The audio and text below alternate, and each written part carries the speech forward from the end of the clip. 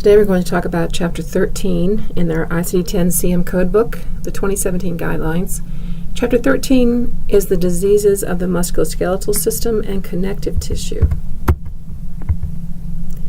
Most of the codes within Chapter 13 have site and laterality, in other words, right, left, or bilateral designations.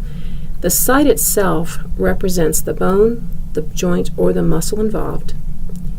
And for some conditions when there's more than one bone, joint, or muscle involved, such as osteoarthritis, there is a multiple sites code available for this coder to select. And for those categories where no multiple site code is provided and more than one bone, joint, or muscle is involved, the coder can use multiple codes to indicate the different sites involved. So we're going to go through several examples here that talk about this guideline that has to do with site and laterality. The first one is a right elbow infected bursitis, MRSA positive. So I have here on the right the index pathway you would use. You notice that there is an instructional note under the M71.12 code that says use additional code to identify the causative organism.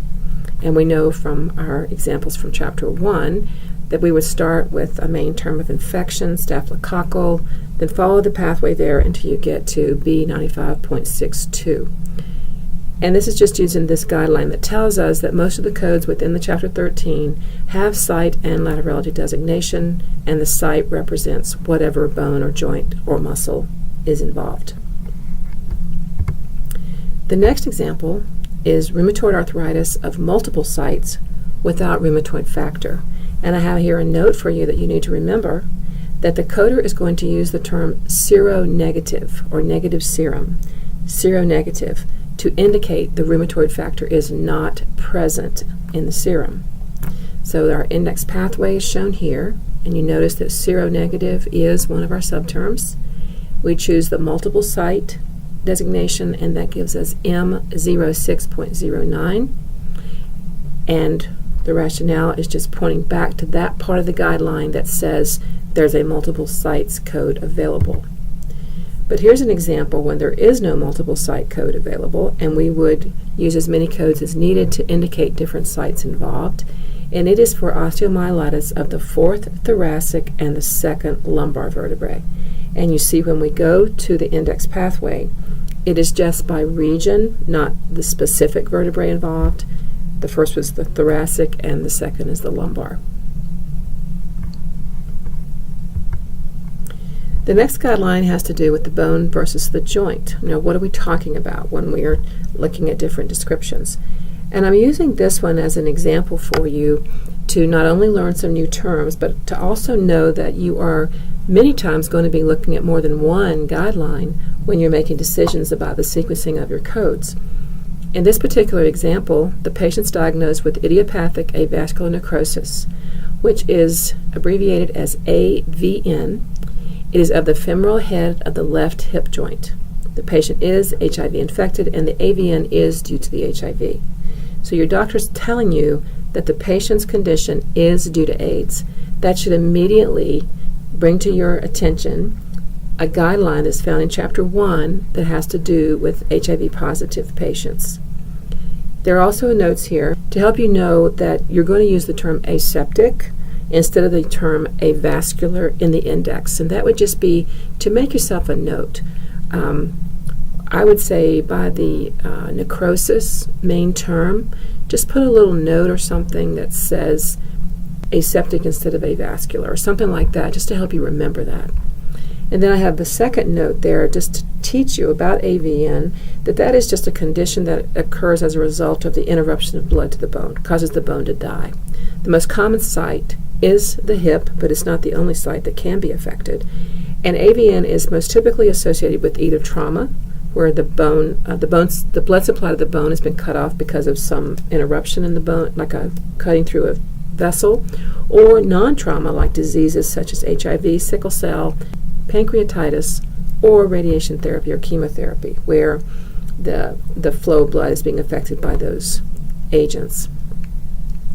Then I have on the right the path that you would use to find those codes, and under the osteonecrosis code, you would find the M87.05, there's a sixth character added to indicate it's the left femur. And the guideline that we're talking about here is the one that says the site designation will be the bone, not the joint. So even though the femoral head is where the necrosis is taking place, the femoral head of the left hip joint, that would be where the femur goes into the left hip joint. You're going to base your site designation on what the bone is there, and the bone is the femur, so the site designation is the femur. Then I have the guideline that reminds us from Chapter 1, where a patient admitted for an HIV-related condition, the principal should be B20, followed by additional diagnosis codes for all reported HIV-related conditions. So B20 would be your principal diagnosis according to your guideline, and M87.052 would be your secondary diagnosis.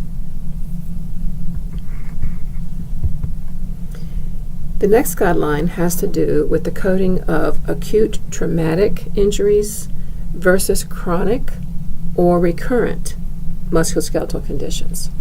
The example that's given is acute traumatic buccal handle tear of the right medial meniscus. The medial meniscus is a cartilage in the right knee.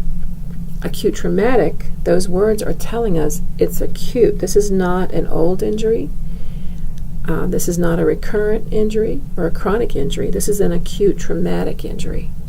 And our guidelines tell us that when that's the case, acute current injuries are coded to the appropriate injury code from Chapter 19. So following the coding, the index pathway there, you see S83 category code, and that is in Chapter 19. Your documentation is what helps you know what chapter you're even going to be looking in.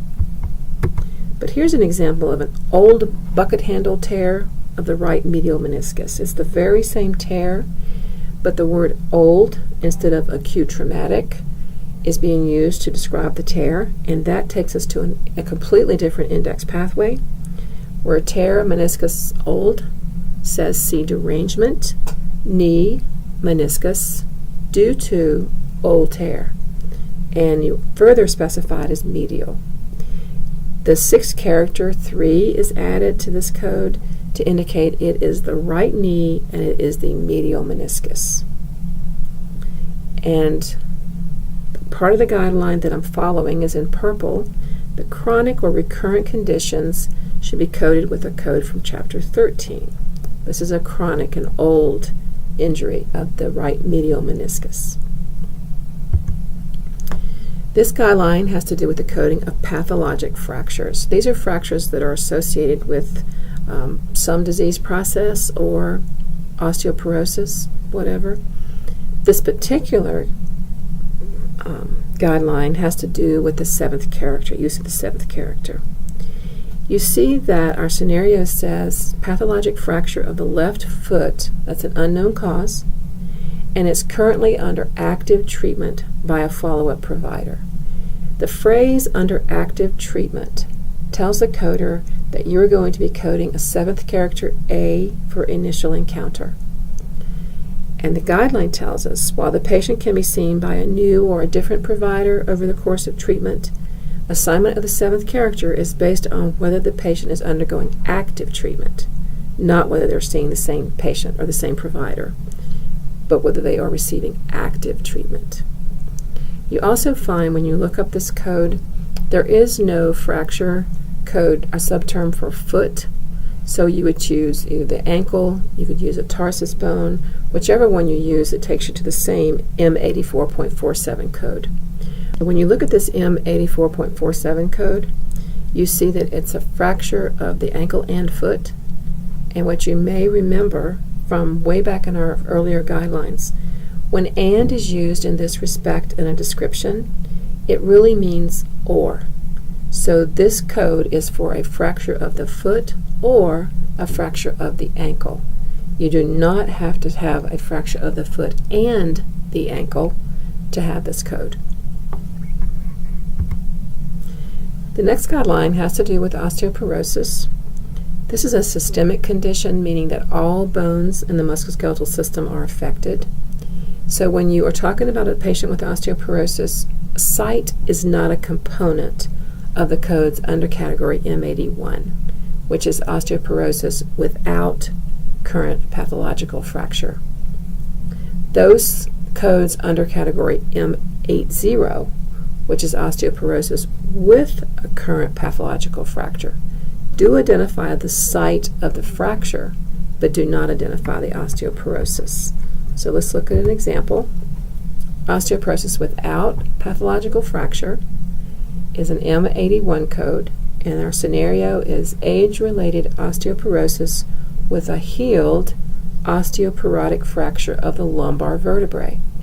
When we see the healed osteoporotic fracture, that should remind us of a Z code, which is a personal history code.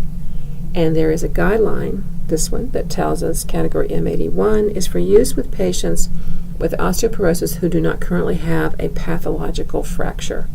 So the fracture he has is healed. It's not current.